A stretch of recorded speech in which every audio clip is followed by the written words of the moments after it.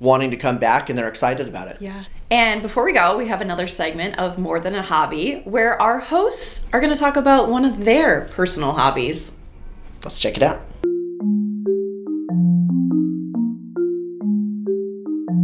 Welcome. We're here with another episode of More Than a Hobby. And we're here with my friend Kevin. Kevin? Yes, Wayne? It's going to be hard to take you serious with that hat on, you know. I know, but I'm here to represent more than myself. I'm representing the inquiring minds that want to know. Oh, well, of course. Well, go. Well, go ahead. We've heard through the grapevine that you've written books. Yeah, I've written a couple. And this is fascinating. What books have you written? Well, I'm glad you asked because book writing is not my main job, you know. I have other jobs and I live in a couple multiple places, but I always wanted to write, and it's hard to find time, you know, to write books, you know, when you have definitely. a full-time job. Yeah. But I always wanted to write one about my childhood game I used to play as a kid. Fascinating. Right here in Fairmont. Okay. And Tell me. in those days, my mom, people in the area might know my parents. They were Don and Lois. They lived here their whole lives. But she had migraine headaches, really bad at one point. So you had to be really quiet. And when she was well, she'd go to garage sales and buy these boxes. You know, they were $1. Get the box full of stuff. Sure. And in those days, marbles were an important thing, and they'd be like around the bottom of the box. You know, all different kinds of marbles. Yeah. And so eventually, I accumulated like thousands of marbles. Oh my goodness. You know, and then I'd start playing with, because I had to be quiet. So I'd be on the floor playing with them, and I'd play around this barn my dad had built me, a wood barn. You know, with green roof, it'd open up and could take the marbles in and out and stuff like that. And soon I developed a little game of that. It was marbles, the good guys versus the bad guys. And I don't know, did you play as a kid? Did you ever play that thing called freeze tag? Yes, we did. Yeah, so what I remember about it is when you played, you got them, and they were froze. Yep. And they could be unfrozen, right? If another team member came over and tagged them. Yeah. Yes. And the bad guys, right, in the freeze tag would try to freeze everybody. If they could freeze everybody out, they'd win the game. Yes. So that's the essence of Marble Wars.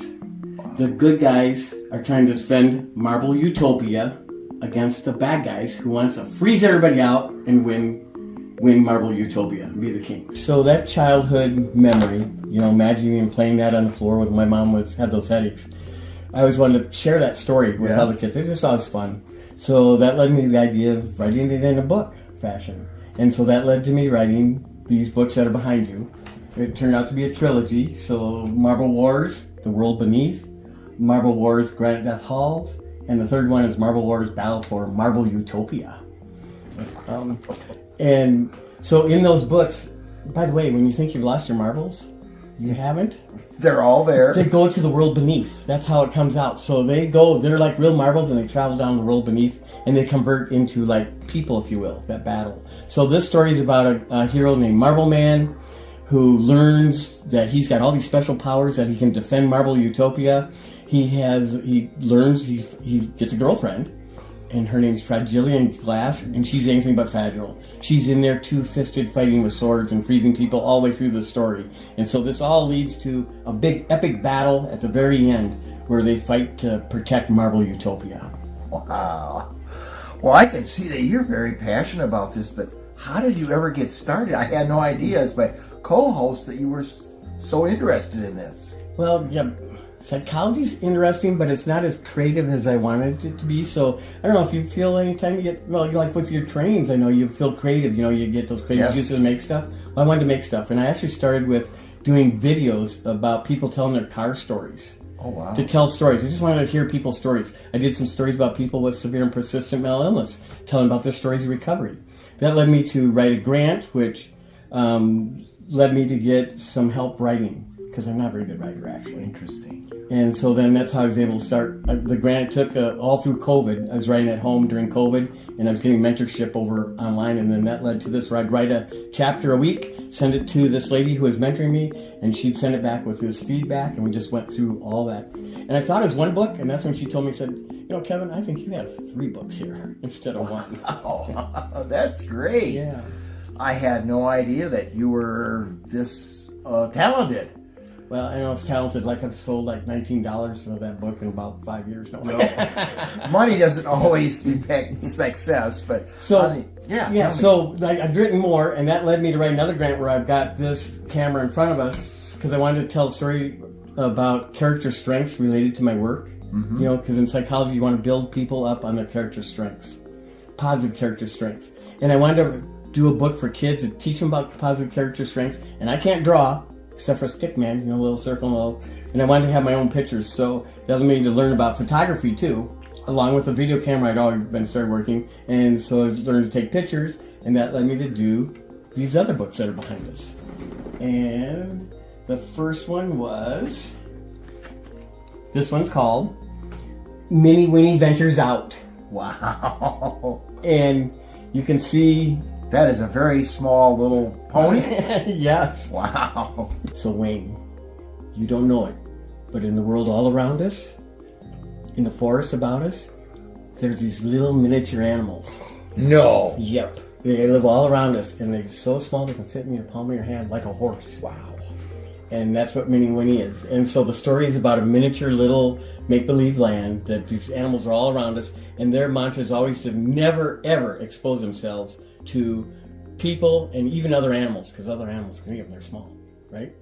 So our Mini Winnie is a teenage horse, and she's growing up, and she doesn't necessarily like all these rules.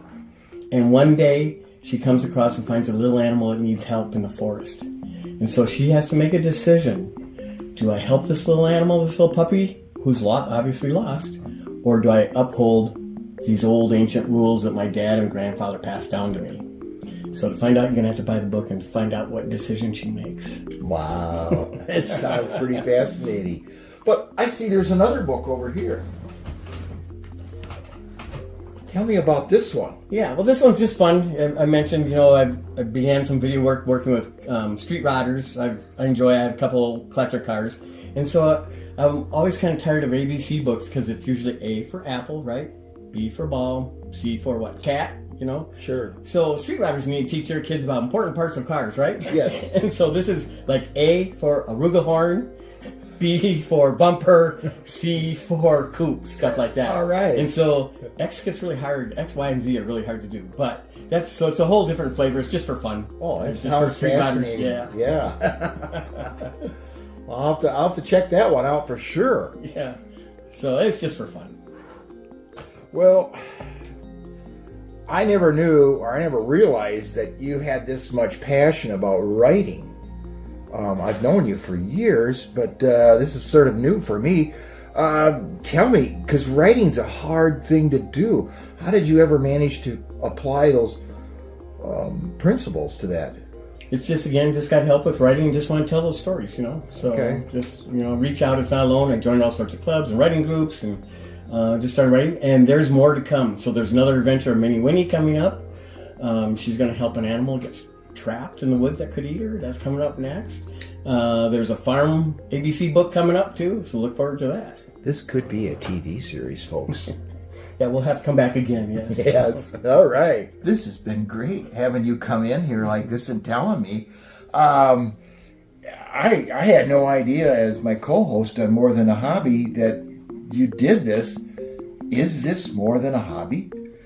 It is a passion, that's for sure, because you don't really make money at it. You just, I have to just do it for the satisfaction of telling stories and feeling creative, and it's just fun, yeah. Well, that's great.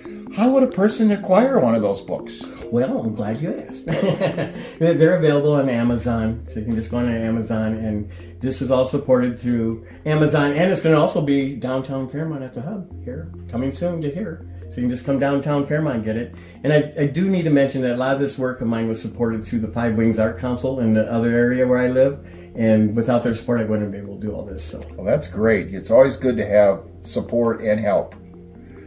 Thank you, folks, for coming in for More Than a Hobby.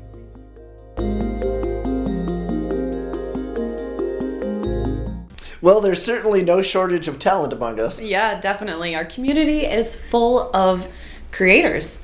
Absolutely.